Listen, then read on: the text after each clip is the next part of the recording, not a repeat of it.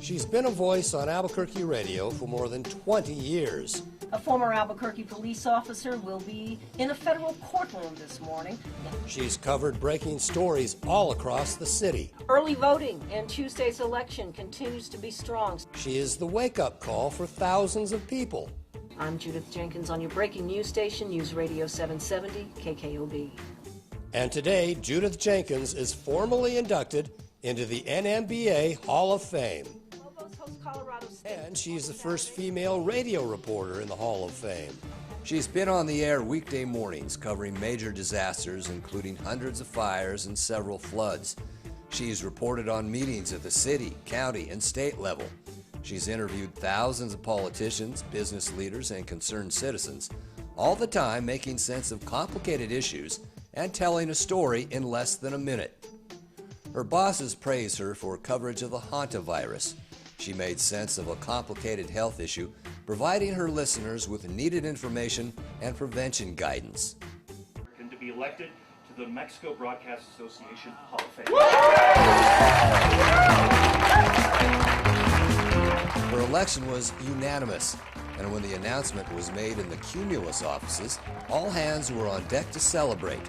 Her current boss, mentor, and friend, KKOB program manager Pat Frisch, is among her many admirers.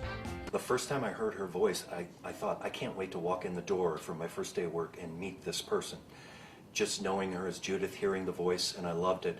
Her personality has always been absolutely wonderful. She's always been a bright spot in the building. She always has a good sense of humor. She's always smiling. She's a great reporter. Judith started those days at 4 a.m., raising twin boys on her own and earning a college degree in fine arts. Jason and Christian are now men, each graduated from college and each now pursuing careers. 3:30. Brush teeth, turn on the TV, let the dog out, make coffee, do the whole thing, come to work. I would say 4:45 and 5:15 sometimes. That was 34 years ago.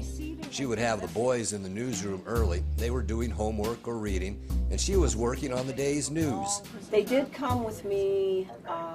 They came here to work with me at 5 in the morning, 4:30 in the morning when they were in high school. And they would take 2 buses to get to school from here. I think everybody loves her. Judith says she started her career in broadcasting more by accident than by design. I needed a job. And a friend of mine who worked for the state told me about a job at KOB. It was KOB back then, KOB 77 KOB. I can't even do it now. But they needed a traffic reporter. And so I went down and applied. I had no idea I'd be hired. It was as difficult as it is now. You work a split shift. And she has worked as a reporter, anchor, news director, and co-anchor with Frank Haley and Alex Cuellar, and offered this insight about her first boss. He valued me and never threatened to fire me. Frisch isn't the only one at the station to have high praise for his co-worker. And we've been working together in the newsroom since 1997. And the thing I like about Judith is that I can depend on her. She's been the Morning Drive co-anchor since 1996. We had so much more equipment. We had bigger staffs. We had just a different attitude about the whole thing. Now everything is quick, fast, headline stuff. And back in the day when I first started, you did series, and it was fantastic. You had longer newscasts. There was a 12 o'clock newscast that I used to do. It was a whole half an hour. Now it wasn't all local news, obviously, but it was a half an hour.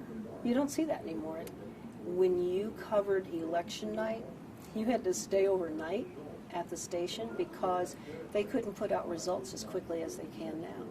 And I remember sleeping in the bathroom at KOB, at the old KOB down there where the TV station is now, because that's where KOB radio was at the time. And you had to stay overnight.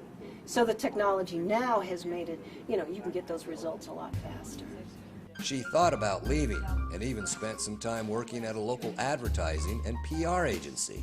And sticking with it. staying with it. Because it's really easy to think that you want to go elsewhere. At one point I was looking at New York because they were hiring anchors up there, but I had these little kids. I had these little 2-year-olds. And I remember I had lived in New York before, and I could not think of taking them to the hospital in New York because in those days the hospitals were a bit grungy. She'd like to see more funding and more full-timers in radio, adding, As long as we have natural disasters, we're going to need radio. when not at the station, more and more Judith is in her studio, pursuing her passion, art. I tried to major in all the things that people say, well, you'll make money doing that, you'll make money doing that. And I never really got through all those things. And then I had kids, and after I raised them, I realized, okay, you want to go back. But I went back to do art because that's what I did when I was a little kid. I had always drawn and painted, and so I went back and I studied that. I went back and studied what I felt I did best. Judith says she was surprised at her induction, saying it's incredible and she has been honored. A co-worker summed it up. I've seen a lot of great people over the years get inducted into the Hall of Fame, and to have one of our own from this news department go into that Hall of Fame. I think that's a really big feature for us, a really nice accomplishment. The NMBA is proud to induct Judith Jenkins into the Hall of Fame.